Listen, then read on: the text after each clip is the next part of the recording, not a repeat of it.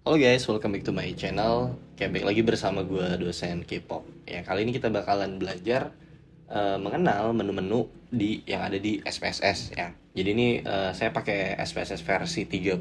Pada umumnya terkait menunya itu sama aja ya. Jadi yang berbeda tuh hanya tampilan aja. Jadi kalian nggak perlu bingung terkait hal ini. Kayak pertama di bagian awal sini ya. Pertama ada data view dan di variable view. Oke, ini dijelasin secara singkat aja ya.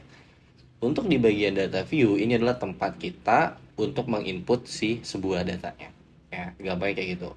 Nah, untuk di bagian variable view, ini adalah untuk bagian untuk memasukkan nama variabel seperti kayak skala variabel atau ingin membuat sebuah kategori. Nah, ini berada di bagian variable view.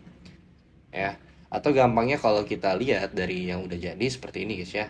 Nah, di bagian variable view ini adalah untuk membuat si nama-nama variabelnya, total-total itemnya, misalnya seperti itu. Misalkan kalian bisa namain di sini X1 atau bisa dinamain X2 di bagian sini, dan di bagian label adalah khusus untuk menambahkan terkait nama si variabelnya. Untuk di bagian name di sini ini nggak bisa ya pakai spasi ya. Jadi kalau misalkan ada yang panjang itu kalian bisa isi di bagian sini, di bagian label. Seperti itu. Nah, nanti kalian disesuaikan dengan si indikatornya dan sesuaikan juga dengan skala yang kalian gunakan. Oke, selanjutnya di bagian desimal. Oke, di desimal ini gampangnya gini guys ya. Kalau datanya itu memang tidak berbentuk desimal atau misalkan hanya seperti ini ya, kayak 4 atau yang umumnya digunakan menggunakan skala ordinal atau skala Likert, itu kalian desimalnya di nolkan aja. Oke.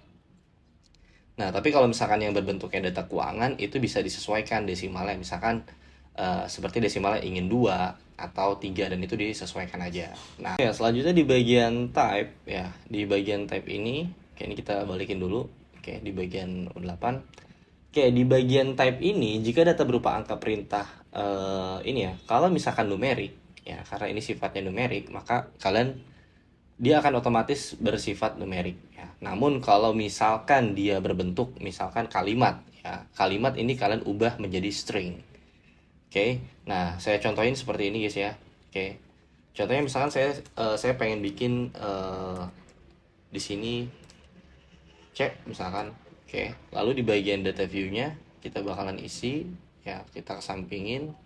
Nah, misalkan kita pengen jadi BCA misalkan atau terserah ya namanya. Nah, misalkan kayak gini.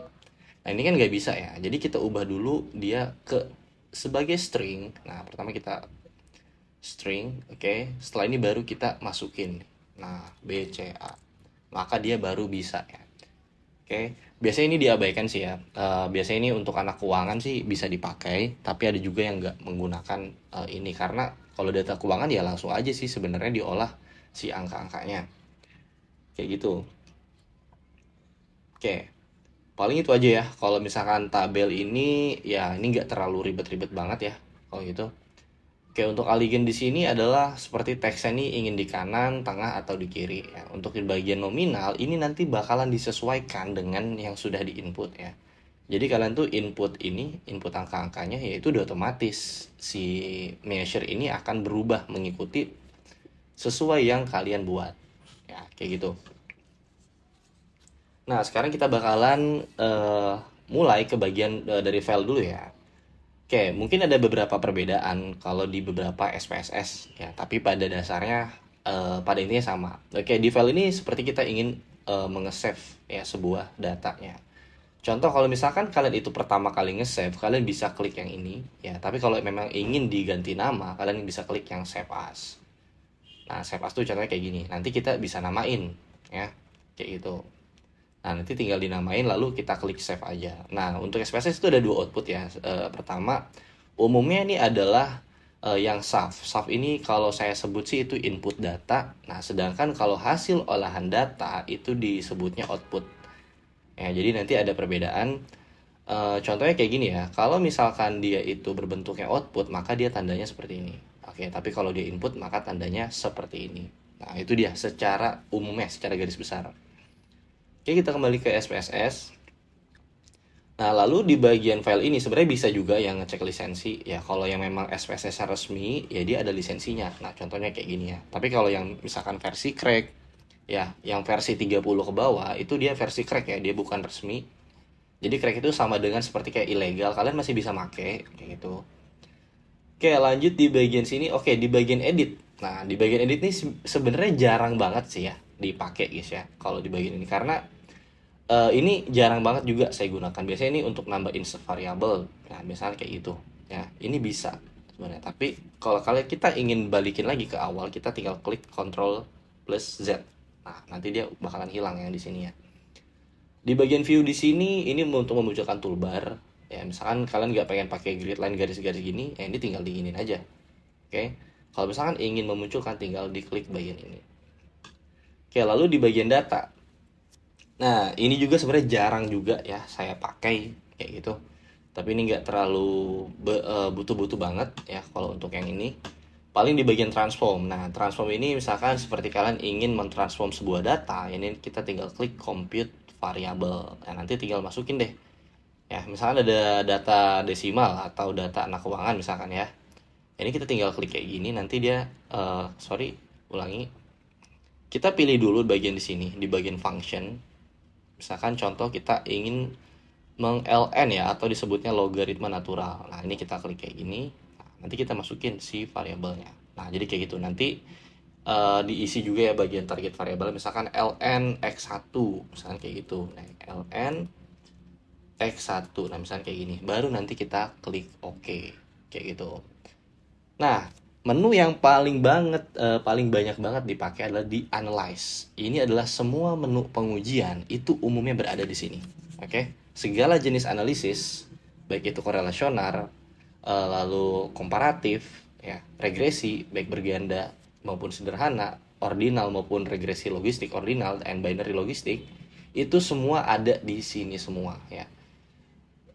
Jadi memang pelajarinya itu paling penting.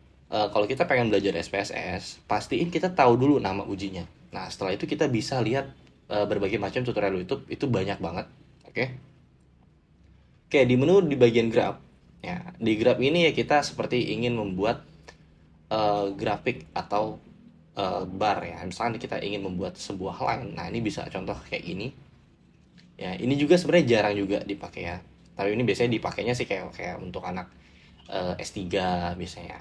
Oke, di bagian utilities. Nah, di bagian sini ini juga jarang juga guys dipakai ya. Ini memang ada banyak banget ya, tapi pada umumnya yang paling sering kita pakai adalah di bagian file, di bagian transform, dan di bagian analyze. Jadi tiga ini adalah yang paling utama yang harus kita kuasai. Ya, sedangkan extension ini adalah untuk menambah sintaks ya. Sintaks itu ibaratnya seperti kita misalkan ingin menghubungkan atau mengintegrasikan SPSS dengan Python dan RStudio. Nah, ini udah bisa ya. Ini udah mulai bisa digunakan di SPSS 25 ke atas. Biasanya seperti itu. Untuk di bagian Windows ya, ini cuman ini aja guys. Kita kayak pengen pindah-pindah, ini bisa ya, klik yang ini. Atau bisa juga klik yang di bagian sini. Misalnya kita klik yang ini, ya dia bakal pindah. Kayak gitu. Atau misalnya kita pengen minimize all Windows, tinggal klik ini. Nah, nanti dia akan terminimize. Kayak gitu. Oke, lanjut di bagian help ya, ini untuk ngecek aja ya. Ini SPSS-nya versi berapa kayak gitu. Ini tinggal kita klik aja. Oke, ini kelihatan ya versi 30 ya. Jadi ini versi terbaru. Nah, jadi paling itu aja guys ya. Kalau misalkan kita belajar menu-menu SPSS, ya paling itu aja menunya, dan nggak terlalu ribet juga kok ya. Jadi kita harus pahami, nggak perlu kalian pelajari semuanya. Yang perlu kalian pelajari adalah pengujian yang kalian pakai aja. Kayak gitu. Oke, mungkin cukup sekian dari gua ya. Jangan lupa di subscribe buat kalian ya, biar gua tuh rajin upload videonya. Oke, buat kalian ada yang punya pertanyaan bisa tanyakan di kolom komentar. Thank you.